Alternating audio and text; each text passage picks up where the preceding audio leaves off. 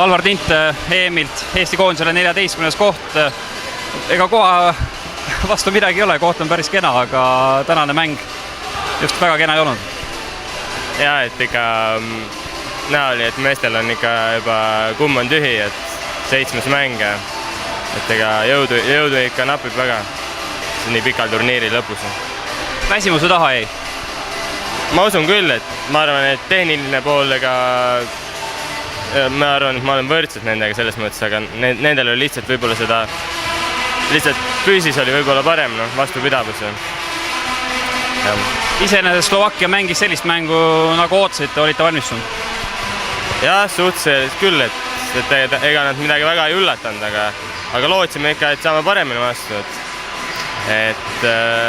Aga alguses juba ei saanud üldse käima ja siis oli juba väsimuse faktor veel suurem ja ei olnud seda head emotsiooniga enam, et mõni mees mõnigi mees jah, et mõtles juba, kus läks koju.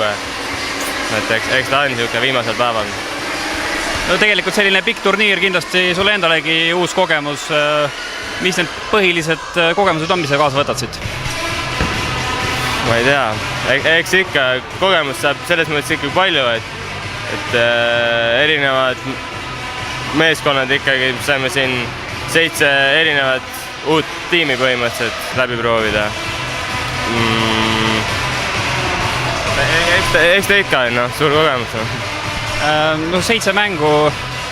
Millisest mängust endal kõige parem mulje jääb? 2 võidumängu siin ja tegelikult ka Šveitsi vastu ja kaotusmäng täiesti korralik.